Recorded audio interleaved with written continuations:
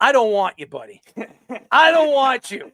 I do not want you getting anywhere close to my team with the last name Sanders, okay? I don't want your craziness. I don't want to hear your father yapping when he's not there. I don't want anything to do with you. So stay away from the Jets. As far as the Panthers are concerned, they don't want you either, okay? So I don't know why you keep saying, well, you don't want to go here and you want to go there. Nobody gives a crap what you want. I think you're a highly overrated quarterback. Okay, you've played nobody this year. You're 6-2. Okay, let's see when you play a top 15 team. Let's see you play against the top 5 team and put up the numbers you're putting up right now. You are an absolute jackass. Okay, that's what I think you are. And your father and all you guys, you yap, yap, yap. You and your brother think that you're something special. Got news for you, buddy. Take your NIL deals and shove it up your ass. Okay. As far as I'm concerned, you don't need the NIL deals because daddy pays for everything. Okay. And as far as your dad's concerned, well, when your father goes out there and tells your brother after beating up a security guard and putting the guy in a wheelchair and barely could walk straight and can't even get a job and tells him to claim bankruptcy so you don't have to pay him, it shows you the true class of the Sanders family. Okay, there is no class for this family. There's no class for the Colorado team. There's no class for anything that's come out of their mouth over the last couple of months. Okay, the only thing I could say, and I don't care what Mike Florio says, I don't care what any of these analysts say. If anybody is going to take this guy on, and I'm just going to speak the truth, whoever decides to take this idiot on, good riddance to your organization. You are going to be dealing with bull crap for a very long time. This guy is a failure. He is not going to be a good quarterback in the NFL. He is a bust, all right? And you can book that.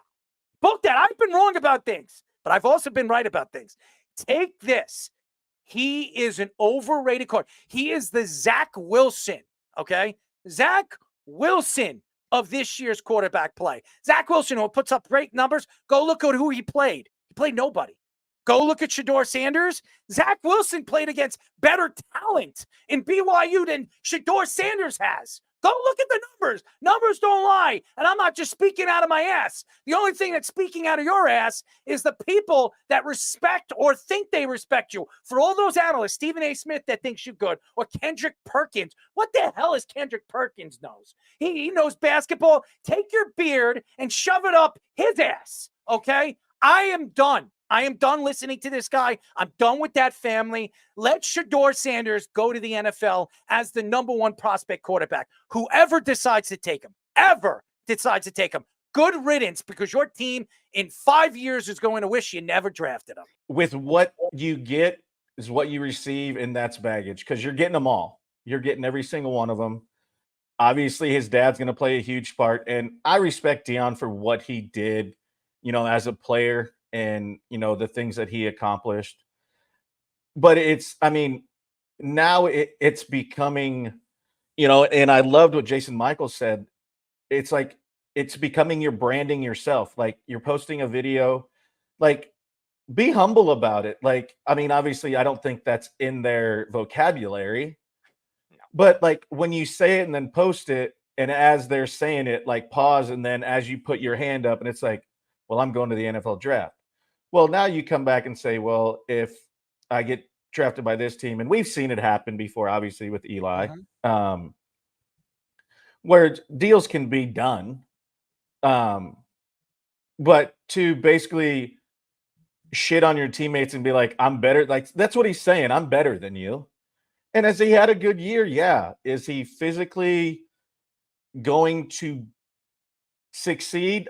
Who knows? But just his traits, like Petey said, it's like, yeah, I get it. But at the same time, go about it the right way. Be humble, because that's part of what it is. Obviously, when he goes through the combine or whatever, he probably won't do it because he thinks he's too good anyways, where they look at part of that as somebody that you want to build your organization around, and you're going to have to deal with so much other stuff. They have a film crew that follows him around. Like, be a college kid. Like, he's not even a college kid. Like, he's out there for his brand and to make the money. We know you make a buttload of NIL money, but just be humble and go about your business and do what you got to do. And then, a lot of people aren't going to take a second look, but Speedy, you said it the best. It's is he have the physical traits and has shown what he's done, but there's going to be some baggage you got to deal with. And is it worth it? Is the pros and cons worth it? I don't know. I'm not a GM or owner of a team. I wouldn't take him, but that's just me. Guys, you watch the highlights of him, and you don't see a ton of NFL type throws that would work in the NFL. He underthrows guys. He's a little wide. He also has by far the best receiver in this year's draft. He may be a top 3 pick. He's probably going to be number 1 on everyone's big board, but probably won't go number 1 and probably be a quarterback. If it's Shedeur over Travis Hunter, I have no idea what that team is thinking, because Travis Hunter is what makes Shedeur look as good as he does. And that's what I see. I see a unbelievable talent at wide receiver and corner, by the way, playing just a whole nother level compared to his competition. He's underthrowing deep balls that would get picked off very easily in the NFL. And you have Hunter just coming back making contested plays. That's what's going on. He holds on to the ball for a very long time because you have more time if you have inferior opponents. And that's what they have. And look, power to Dion for building up the depth of that roster, because they really didn't have it the last year. He had the record number of transfer people, and that team is competent this year. Are they a top 25 team? Probably not. But look, they're competent. Does that give you confidence that Shedeur Sanders is going to lead a program? Well, I wouldn't want to take him either, Errol. Like you said it too, Jabba. Humility is not part of his game. He has no humility, and there's nothing that brings more humility than NFL defenses and defensive coordinators. Look, they're going to know what he doesn't do well and force him to do that. And if he's not accurate on his deeper passes, he's going to be out of the league quick. And that's just a humbling thing that sometimes kids need to learn by experience. And he's just had this very unique life, I guess is the nice way to put it, where he's been on camera. He has all this money. He's playing well on a D1 program, but it's nothing that should make you scream like, oh, this guy's the next big thing. And he carries himself that way, which I guess is good that you have that confidence in yourself, but you also want to have that self-awareness, and he just doesn't have it, Errol. Oh, I'm going to tell you this right now. His confidence is going to get him killed in the NFL. I'm telling you right now, if you're going to go out there in a locker room and you're going to be talking crap before you even step on an NFL field, and I'm going to tell you this right now, NFL players do not like cocky SOBs. You have to be humble, especially as a rookie. When you're already telling everybody that you don't need to go to classes because you're going to be a top first-round draft pick. And here's the list right now. NFL Tankathon for 2025. Number 1 right now is New England. Jacksonville, number 2.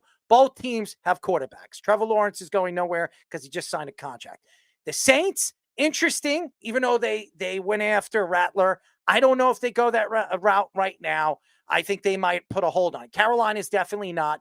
Cleveland is interesting. Now, if he goes to the depth of Cleveland, okay, that's a joke. Now, we've seen quarterbacks get drafted. They decided to part ways with Baker. Baker's in Tampa, and he's loving it because he's away from that crappy organization. So that would be a place. Vegas, 100%. Vegas will love that. And Vegas, let's go look at the quarterback plays and the quarterbacks that were drafted over there over the years. See how much they failed over there. And then there's the Giants. That is interesting. And I could see the Giants doing something like that because it's the Giants. So, and I don't think it's crazy to think, and I'll say this again, I don't think it's crazy to think if Tennessee's going to try to trade up and get to that position where they can get Shedeur too. But the team that I think is going to have the best chance to get him is Cleveland. So if you want to go to Cleveland and you would rather go to Cleveland than Jets or Carolina, by all means, go. I don't care. You're going to fail there because Cleveland is an organization that quarterbacks disappear. So good luck to you, Shedeur. And by the way, Cleveland fans, they can't stand cocky quarterbacks. Ask Baker. So I'm just, Baker's right there enjoying smiles, all smiles. I am so happy for Baker Mayfield. I love Baker. I love his personality. I love everything about him. I always loved him when he played for Oklahoma, pulling out that flag and sticking it out when he won. And he pretty much showed off the fans, running naked, and doing whatever the hell he was doing all over the campus. Baker's an interesting personality. Baker is not as cocky as your ass, going out there and thinking that you're better than sliced bread. Baker wasn't even supposed to be the number one pick. He wasn't even supposed to be a first-round pick, and he was the number one pick. And he's proving why the Cleveland Browns decided to draft him at number one. But nevertheless, honestly, if you were to ask me right now at the quarterback play and what Baker's doing this year, if Baker keeps playing like this, you talk about Lamar Jackson, you talk about Josh Allen, and you talk about Baker Mayfield.